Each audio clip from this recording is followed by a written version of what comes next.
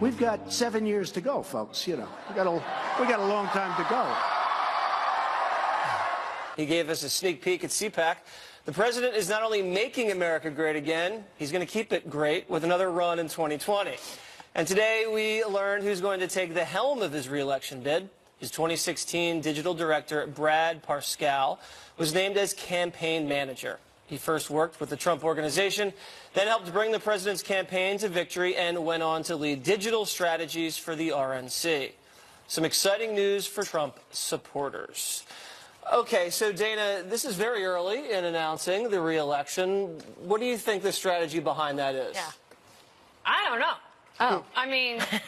All right, Greg, what do you think? I know. But go ahead. I'm teasing. Go ahead. Well, I think everybody knows President Trump's going to run again. I mean, it's not the first time that CPAC wasn't the first time that he's hinted at it. In fact, he keeps talking about how the media will, even though they can't stand him, they're going to end up voting for him so they can continue to have good ratings. Right. I do think that it could have been something that just structurally, he wanted to send a message saying, I already have my person, so stop bugging me, like stop calling me and telling me that you're going to be my campaign chairperson, because I already have somebody in mind. And that way, giving Brad that title now quiets all of that, and they're going to have their work cut out for them. The American public usually gives a president a second term. It's very rare that they don't. In our lifetimes, there's really only Jimmy Carter, well, my lifetime, Jimmy Carter and I was born George in 78. H.W. Bush. And so you usually can get a second term. It is the path to the Electoral College is what's so important. The popular vote is going to be difficult for the president to get. Right.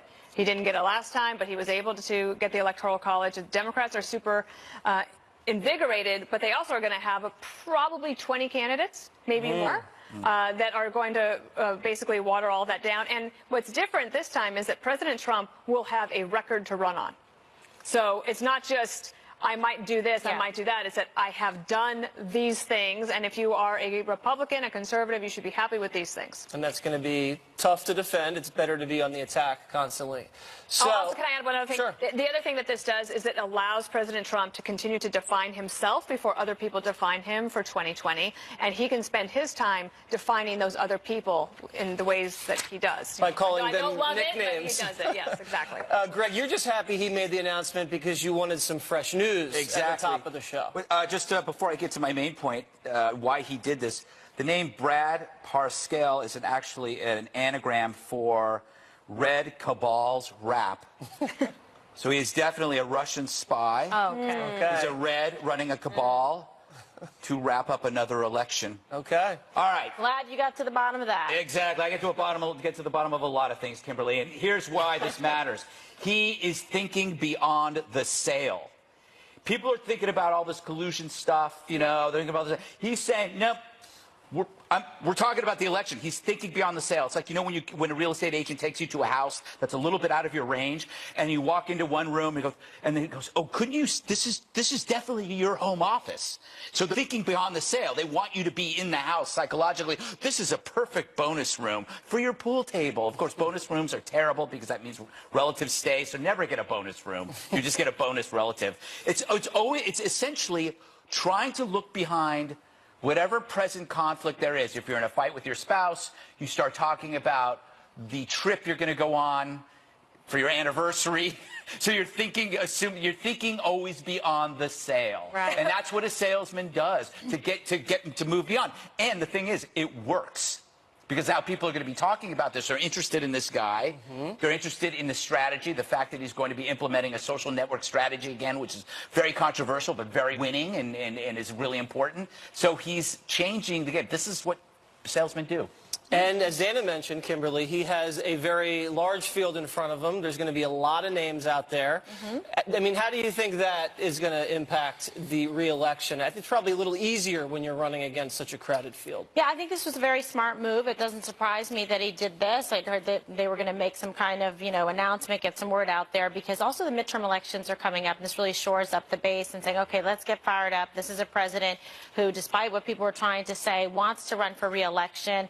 He's he's not, tired of it and being president frustrated. He actually wants to keep doing things and having accomplishments, including winning another term. So this way he can go out and have his surrogates as well, campaign essentially, fundraise, go out and support the people they need to win re-election in the midterms and really kind of shore up the base. Also, it kind of takes some distraction away from all these other investigations because like Greg says, he's saying, okay, we're going to get through this because bottom line is I'm running and I'm going to win again. And Juan Williams had a very provocative piece that was all over the internet the other day. You think 3 prominent black female Democrats can take out President Trump in 2020?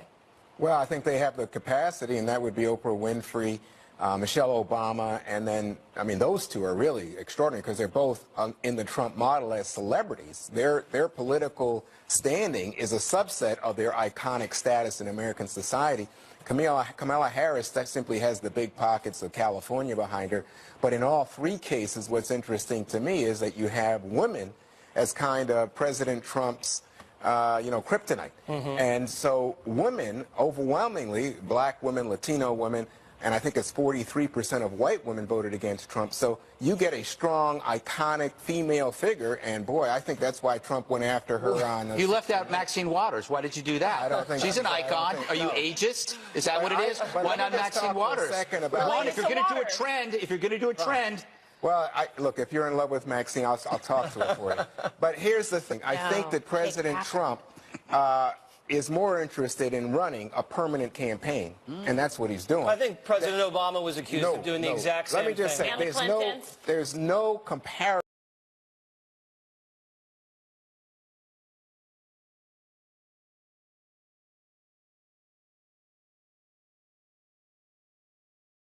I know for everybody who read the Drudge Report or was watching the show, oh, President Trump just announced that he's running.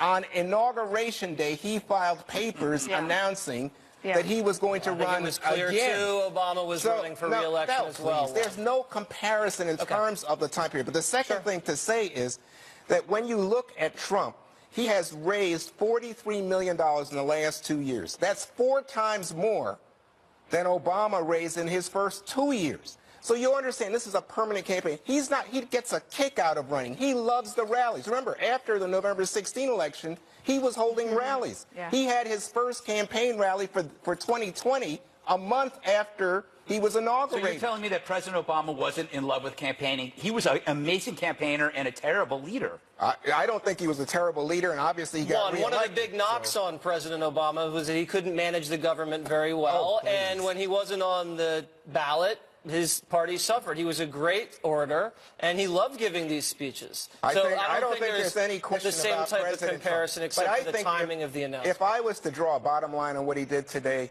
I would say, one, he loves campaigning. He loves the rallies. That's when he's at his happiest. He's not a governing guy. But the second thing to say is Hope Hicks was before the House Intelligence Committee. Are we talking about what's going on with Hope Hicks talking to investigate? No, we're talking about the distraction. Well, speaking of investigations, Dana, I think Jeff Sessions said that he was going to open up an investigation into FISA abuses under the Obama administration.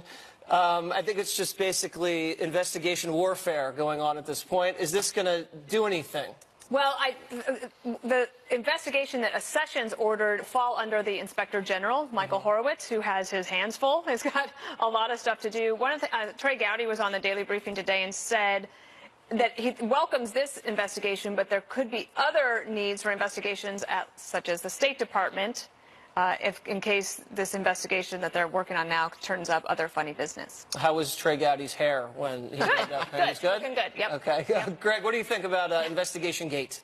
I believe there's an investigation gate, and that bothers me. No, I was just thinking about announcing that I'm going to be running for re-election before I actually run for my first election. Why?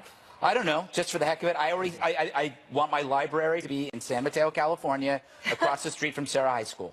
Okay. Yeah. Okay. What, That's do you all. have to knock down anything to make? Yes, you got to knock down a lot of stuff. For my library. What would be Will your there be free platform? ribs? There'll be free ribs. There'll be free ribs and no books. Okay. Kimberly, Sessions looking into the FISA abuses. This whole thing's boomeranged on the Democrats, if you ask me. We have an unmasking memo that's about to drop, and that's not going to be pretty for a lot of the Obama officials allegedly involved, like Samantha Power and Susan Rice. Do you think he can make any headway, or is this going to just get lost in all the text memo investigation kerfuffle? No, I think people are going to pay attention to it because there's been quite a lead up, to this point, and there's been a lot of vocal pressure in the media and from people and from Trump supporters to examine this, especially given the fact that Democrats started this. They opened up this can of worms and made these accusations, and now this is follow through. And follow through eventually leads to justice. So we'll see here what happens. He's doing his job. He should be doing this. He'd be derelict in his duty if he did not follow through on it. And then what we need to do is cover it. All right, Juan, last word. Well, I just love what Kimberly said. Investigations lead to justice. Okay, maybe we can investigate Sheriff Israel. I think that might be a good idea. All right, President Obama caught on tape engaging in revisionist history about his time in office. Up next.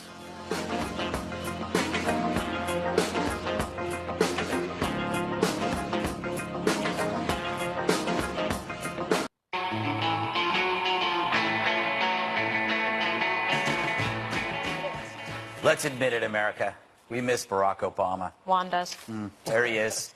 In a recent speech, he said he had no real scandals in his White House, a jab at Trump. We didn't have a scandal that embarrassed us. I know that seems like a low bar. Generally speaking, you didn't hear about a lot of drama inside our White House. No drama. So to quote the TSA officer whose dog just sniffed my carry-on, let's unpack this. So why didn't you hear much about O's White House? Well, who was brave enough to look? There was never a cozier relationship between a president and the media, ever. If the White House were a bed, the press was the mutt dozing at the foot of it. Thank God Obama didn't eat it. Classic. So the media voluntarily took an 8-year sleeping pill with his liver snap, only to wake up when Obama's policies led to the rejection of his party and the election of Trump. Then no longer Obama-tose. They sprung to action. And it wasn't like there were no scandals under Obama. DOJ, IRS, Benghazi. The media's bar was so high in terms of interest, however, they didn't exist. So now you have a woke press chasing down any incident where Trump has a burger whose center isn't hot pink. Now, the funny part is Obama's speech was at a conference where participants were ejected if they shared any part of it. So, you want to know why you never heard about Obama? There's your answer. Compliance. Compare that to Trump's White House, the most transparent entity since the invention of Scotch tape. And still the press scrambles after him as if they're making up for lost time. It's like watching a fat man climb a mountain after a lifetime of couch surfing and pizza. No wonder they want a Democrat in 2020. They could use the rest. Isn't it true, Dana, that Obama's lack of scandals were not about scandals, but a compliant press that allowed him to operate in total secrecy? Well, having been a Republican press secretary, I would say, yes, Republican communicators always have to work harder. Yes, that is true. But I also think one of the things Obama said is there were no scandals that embarrassed us. If you're not capable of embarrassment, then that would be true. Ooh, the other thing is that it is true that there is less drama. Yes. Okay, there was less drama in the Obama administration. If you're looking at sort of personnel announcements and the backbiting in the first 8 months of the Trump administration, but drama isn't necessarily a scandal. Exactly. The other thing, my final point. Unless it's scandal. That's true. Good one. The other thing is that all of the Obama people that worked for him, they have said this from the beginning, and even as he ended his presidency, the one thing they were so proud of is that they had no scandals. And it became a rote talking point. Yeah. And no scandals is the new no collusion. Everybody says it over and over again as if this is like going to finally sink into all of our heads. You know, Jesse, I remember especially MSNBC, if you did criticize President Obama, you were racist. Yeah. So that was a really good immune bubble to keep any criticism or anybody from actually looking into anything going on. It's very effective. I think you glossed over a pretty big Obama scandal, Greg. What? The birth certificate. I mean, that was huge. That obviously was a forgery, and he pulled one over on the American people. I mean, I think Arpaio is still getting to the bottom of They that. can resuscitate you after Then a that. brother get a heart shot. You won't give up on the birther. I'm teasing. Oh, Lon. my God. We believe it's real. I believe him. I believe him. If he says he won, I'm teasing. gosh. I think you're right, though. It's all about the press. Because this is what the press said about Benghazi. It was a Republican conspiracy. They didn't protect one of their own ambassadors on the anniversary of 9/11 after warning signs, then lied about it. And that's a Republican conspiracy. They said the IRS scandal was by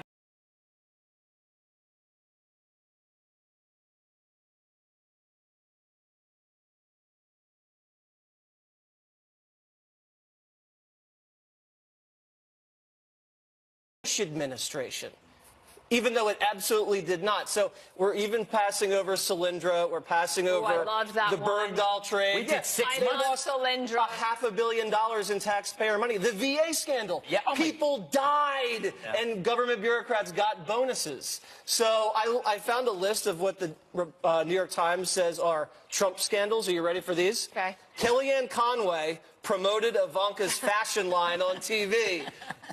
Government officials stayed in Trump hotels. If that's the bar, I mean, come on, anything's a scandal. Yo, that's a good point. I forgot about the VA and Solyndra. We did like months I on love Solyndra. Solyndra. We had a whole graphic and music. Where is that? Solyndra was like a soap opera. Do Solyndra flashback. Yeah, you know, Juan, what I learned from President Obama, my life would be easier if I was a liberal, because no one questions your competence, right?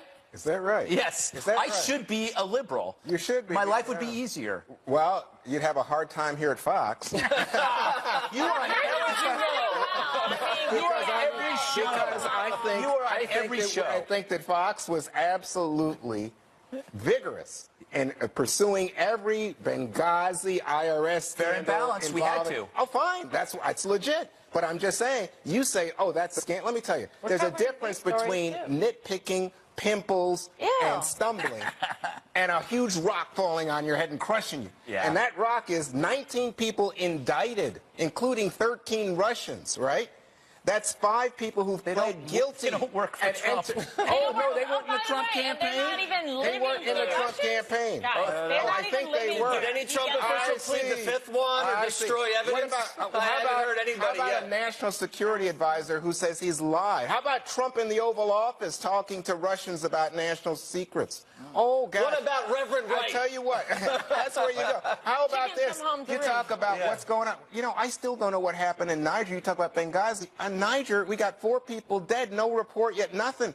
I'm thinking to myself, you're dealing with Lesbians, with that's somehow, you know, how about Rob Porter and beating up wives? Oh, yeah, you can stay. No, oh boy, imagine if that was. Imagine if Obama was had his personal lawyer paying off porn stars. Oh, yeah. Oh my God. That would be impressive. Kimberly, last word to you. Michelle wouldn't let That him would be out. interesting, actually, for a lot of reasons. Pardon? Yes, last word to you, Okay, so my friend. I think that it's important that you have to cover all of it. We're covering the Mueller investigation. We're covering FISA warrants, how they were obtained, the propriety of it, the ethics behind it, the facts and substance behind it. So when you see what we did here, we covered everything in a healthy way. Yeah. Whether it was Solyndra, whether it was Benghazi, whether it was Fast and Furious, whether it was Lois Lerner and the taxes and all of the above. There was a plethora of things that needed to be discussed, and so I wouldn't take back any of it. I would, in fact, do it the way we did it. Damn straight. All right, President Trump's signature campaign promise is one step closer to reality. That's next.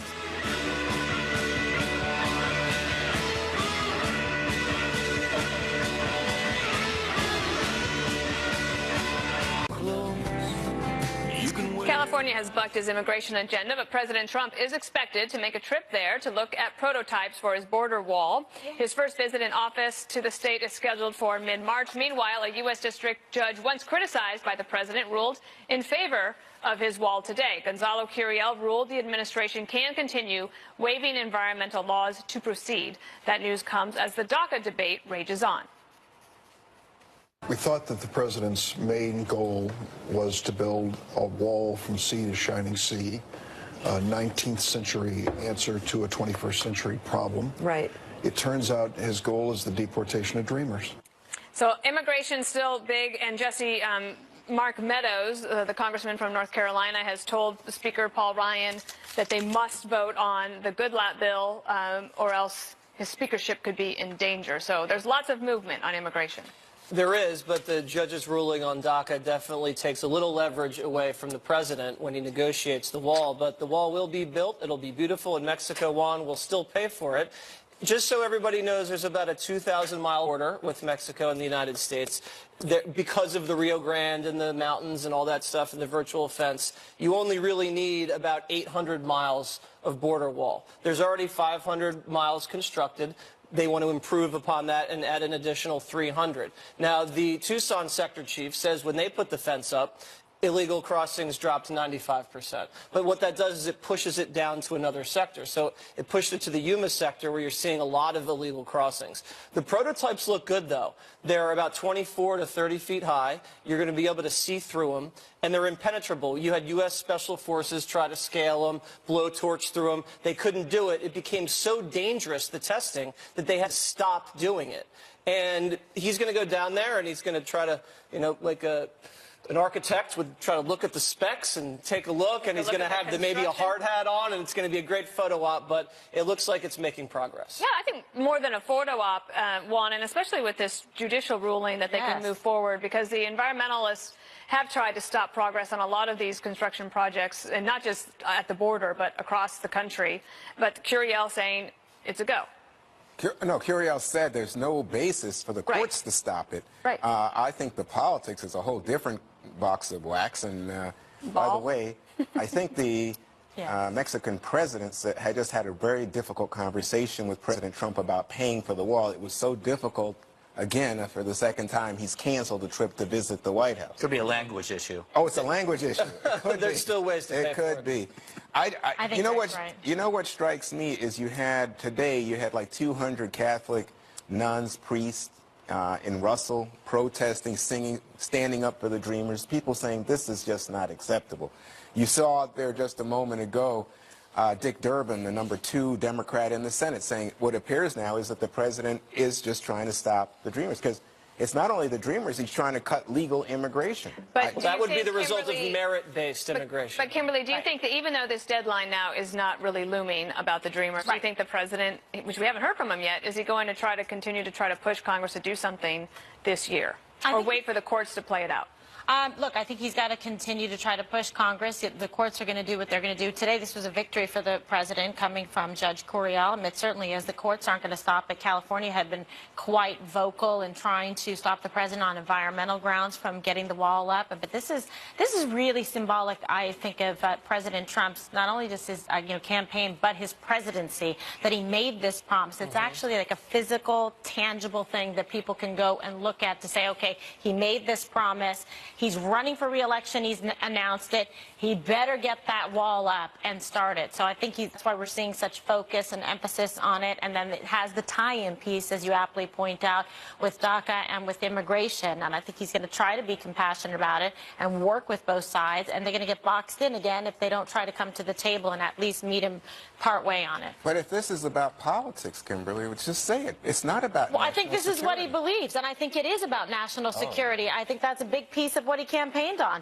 that we have to make America safe again, that we have to make American borders, that aren't penetrable, that aren't porous, that people aren't coming in, that are criminal recidivists, that are taking, hiding in sanctuary cities, taking cover, and then committing crimes against Americans, legal citizens, etc. There's a path to citizenship. There's a way to do this. You should do it like everybody else did, and you shouldn't come in here and try and cut the line and commit crimes and get back and forth because we don't enforce the laws that are on the books. Put up the wall and tighten it up. No, Greg, maybe I was going to get Greg in here before we have to go.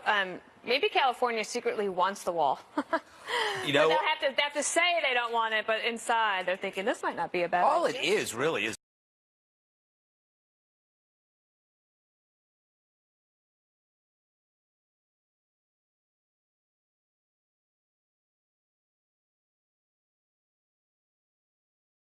if Trump plays this right, he's proving that the Democrats don't see people at all. They just see power. Because what he's actually doing is something very compassionate. There's nothing better than a wall. Good fences make good neighbors, and legal, lawful immigrants should appreciate that. All he's saying is he wants an enforced system, and 1.7 million people can stay. That's pretty compassionate. Yep. What the Dems are saying is the dreamers can dream on because it's not coming from us. The Democrats are ticked off because he might come up with a solution and reverse a false perception that the Democrats have capitalized forever, that they are compassionate and that Republicans aren't compassionate. And if Trump ends up becoming the pro-dreamer, the pro-immigrant, that's going to reverse a polarity that's been around for a long time. And it could be a really big deal. And it helps that there is no deadline. I really do think that helps. You do? Well, I can't decide. I'm of mixed mind on that, and I will continue to think about it, and I'm sure we'll talk about it again. We could sell California to Mexico. Everybody loves that. All right, some companies have severed ties with the NRA after the Parkland school massacre, but FedEx isn't caving to that pressure. That's next.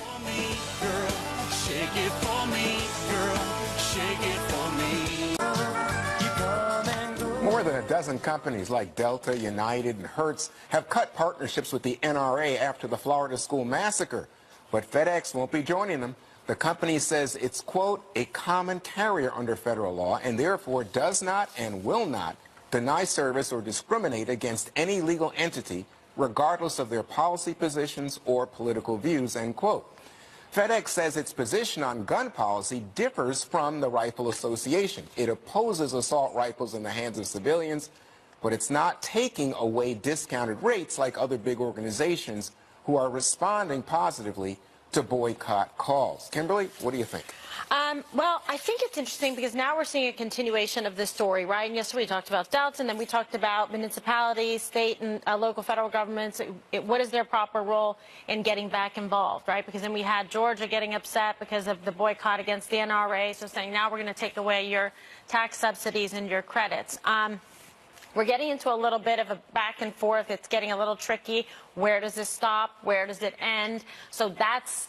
And then there's going to be public pressure on any different company now to say, well, look, FedEx did this. Look, this is what Delta did, and on and on. So where does it stop? I'm not really 100% sure about the role that companies should be having in a situation like this, public companies. But, Jesse, I remember when a lot of Trump people did not like Shakespeare in the Park last summer. Remember the Julius Caesar presentation?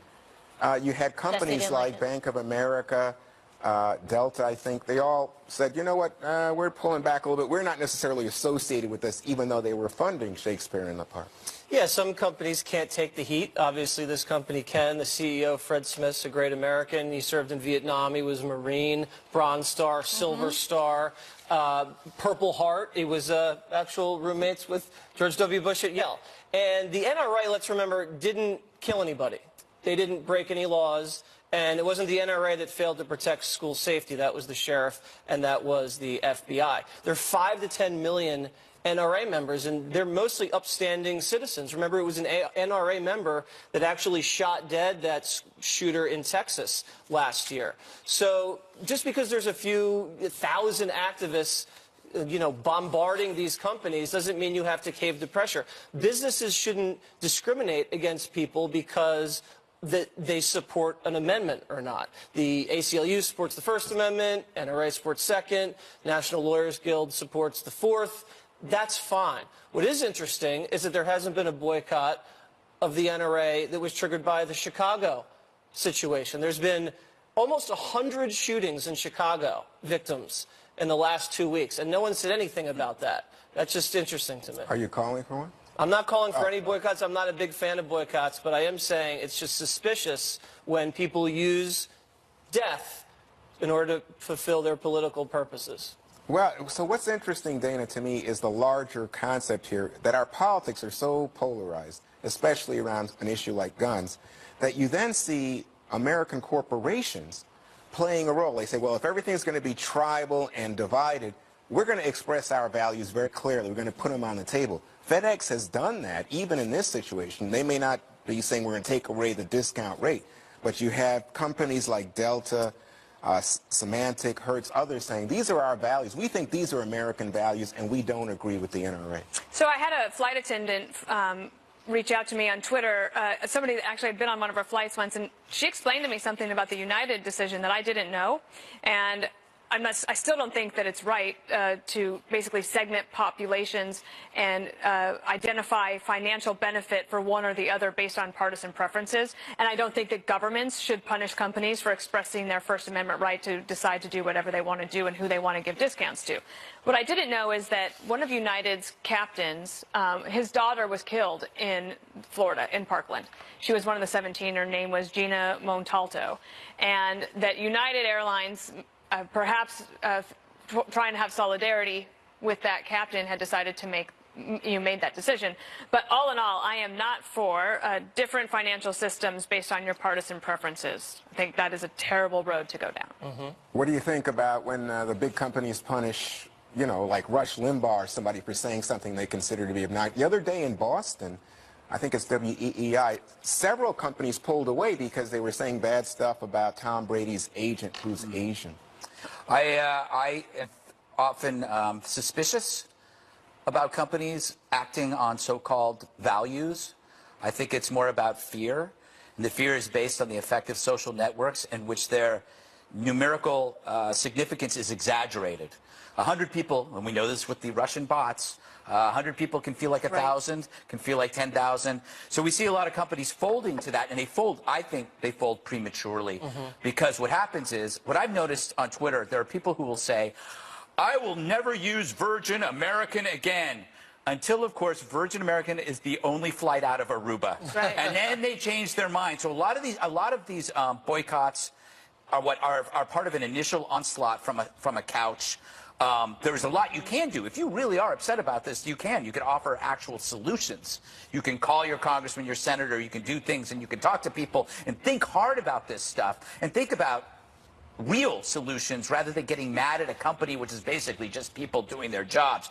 If you are more mad at FedEx than you are at the Broward sheriff, that's false concern. Yes. You're choosing the company purely as a virtue signal to say, look at me, look how moral I am. But it's clear that the failure lies with the sheriff, not with Federal Express. And I think more companies should listen to, should follow in FedEx's footsteps, withstand the initial onslaught, and hopefully people will realize there are better things to do. All right, good example. Ahead, since when is it a controversy to offer prayers for someone who's ill? Oh my gosh. There's a backlash against actor Chris Pratt for doing just that. Can you even believe Next.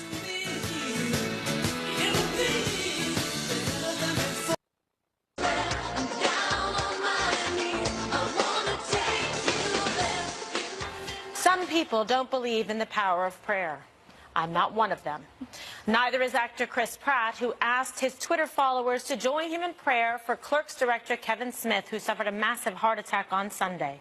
That nice gesture was attacked by online trolls, and here were some of the vile responses. Science and a team of caring, hard-working physicians and nurses saved Kevin Smith. The great sky fairy doesn't exist. Another one. Praying clearly does not work.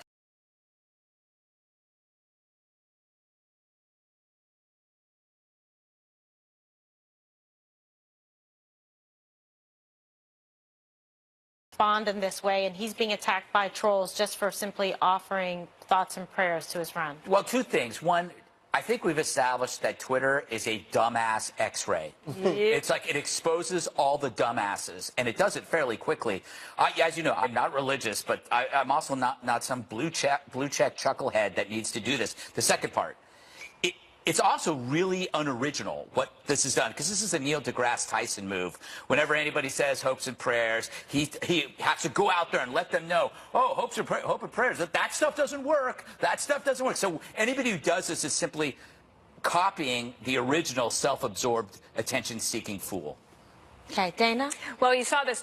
This isn't the first time. Yeah. Over and over again you see this. And the point about thoughts and prayers for mass shooting victims is actually more of also a policy statement of that why don't you then do something about it, or maybe it's a political statement. The other, I think one of the best ways that you can tell people that you care about them is to pick up the phone and call them. I'm finding this online stuff just so dissatisfying in terms of actually expressing sentiment, and it's time to get back to human connections. I totally agree. All right, Jesse. Steve Scalise was on our air a couple nights ago and said when he was struggling and clinging to life, he could hear and he kind of thought and felt the thoughts and prayers of the people in the country that were praying for him when he was in the hospital and he was getting all those surgeries, and that gave him the drive and the inspiration to keep fighting. Wonderful. And he fought through some really devastating bullet wounds that, you know, would make a lot of people just collapse. And so many multiple surgeries. Multiple surgeries, and it inspired him, and I was very impressed by that. So you can be agnostic or atheist, but let's just not discount the people that aren't. And, you know, why attack it? Okay. All right. Interesting perspective. Juan? Well, I think that really what this is about is, as Dana described it, when you had the mass shootings and you had people, especially people on the right, the NRA crowd, saying thoughts and prayers, but then not taking action, then people say, oh, so this is just like an evasive device. That you can say, oh, I have thoughts and prayers, and then not do anything. But in fact, I think thoughts and prayers are, to me, essential. I think that we should pray. I don't have any problems with that kind of energy or that kind of exchange, communication, and love between people. I think it's all positive. I gotta tell you, I think Dana will be amused. I got in trouble once at NPR because I said, you know, at my church, we pray for President Bush every Sunday. They said, why did you say that in that interview? Why are you bringing religion into this? And I was like, well, no, that's true. At my church, we pray for President Trump every Sunday. I don't think there's anything wrong with prayers. You can disagree with someone. I pray for you at my church. Well, yeah, it's no church. It's a very strange church. It's a very strange church. Yes. Is it the church? A lot of sacrifices. I'm trying to declare my apartment as a church. Tax purposes. Yes. Right, but I mean, you know, you're agnostic, but you don't have a problem with anybody praying or having religion in their life. Of course not. No. That is their faith, and people shouldn't be attacked for it. I mean, it's just very small-minded. I pray for them. One More Thing is up next.